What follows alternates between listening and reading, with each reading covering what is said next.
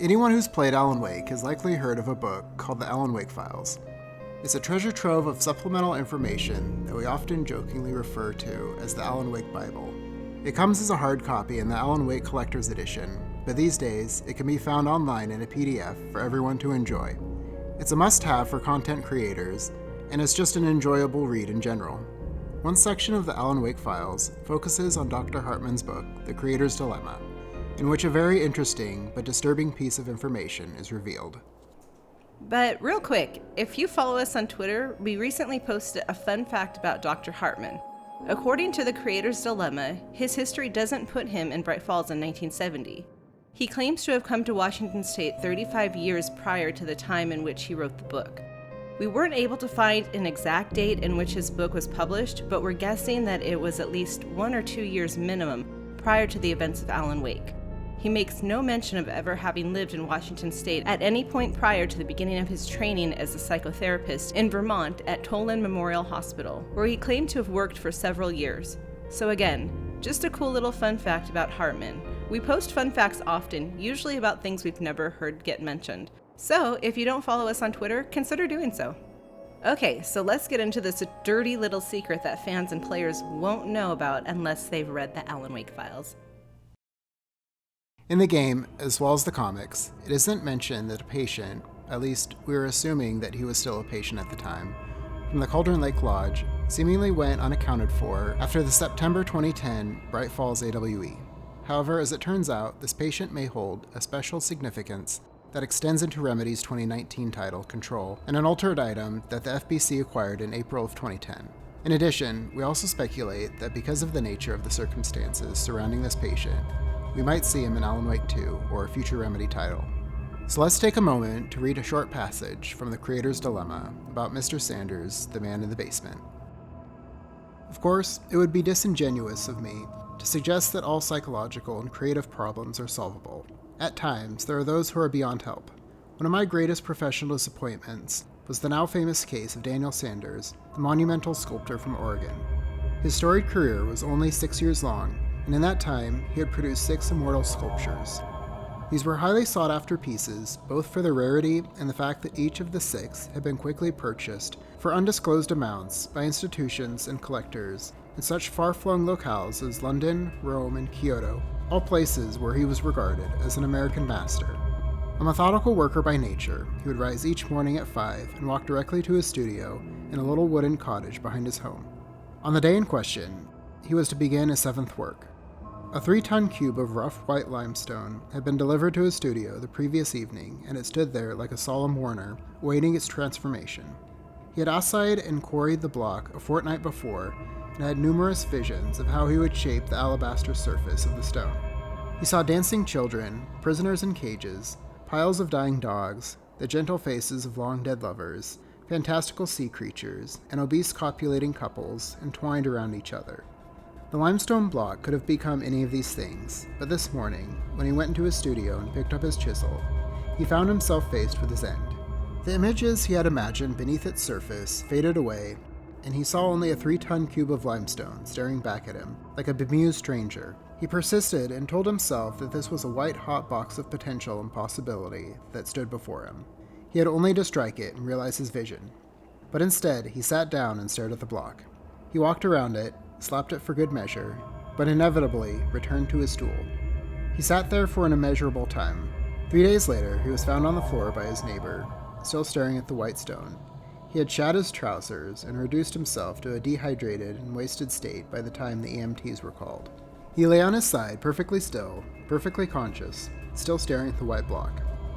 He was brought to us by relatives, and I worked intensely with him for a period of 3 months, but to no avail. We used charcoal to draw figures on the stone and encouraged him to cut it.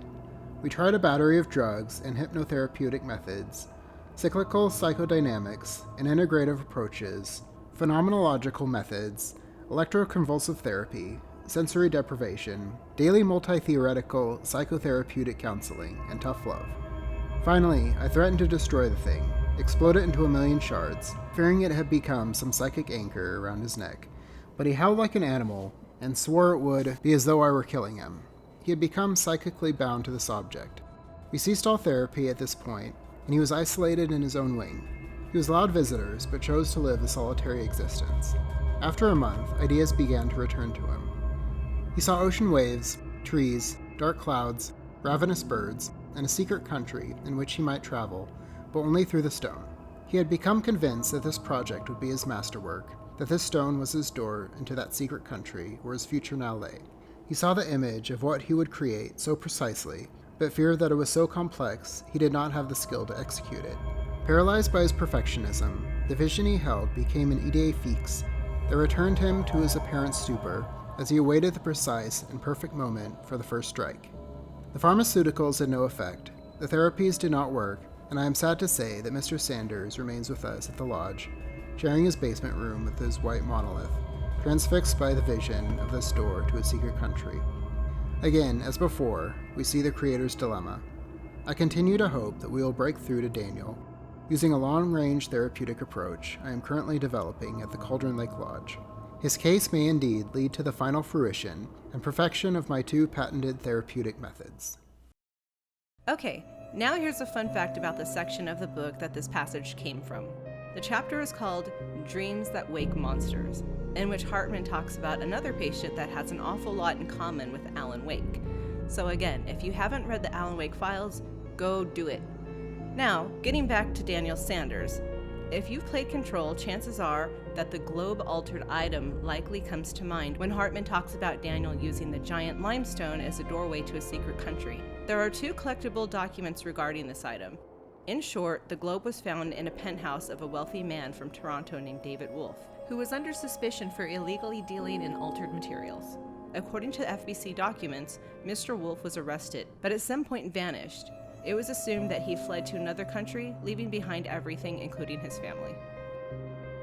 As far as the globe is concerned, it is said to include additional countries or islands that don't exist in reality. One of those islands has a city marked on it named Tanrilio. The globe was reported to make some people feel dizzy, disoriented, and sometimes even unfamiliar with their surroundings. Prolonged exposure is said to possibly even lead to suicide. Given that there doesn't seem to be any relation between Daniel Sanders and David Wolfe that we know of, it's hard to pinpoint an exact place to start when trying to determine if the 2 are in some way related and how. But the fact that the globe displays countries that do not exist, and Mr. Sanders claims to have a door that leads to a secret country, sounds like something to be on the lookout for in future Remedy titles. So that's our take on Daniel Sanders. Let us know what your thoughts are in the comments. Does it seem like there could be a connection here? Is it even possible that Mr. Sanders survived the 2010 AWE after the Dark Presence attacked the Cauldron Lake Lodge? We'd love to hear your thoughts. That's it for our special weekend watch on Alan Wake and Control.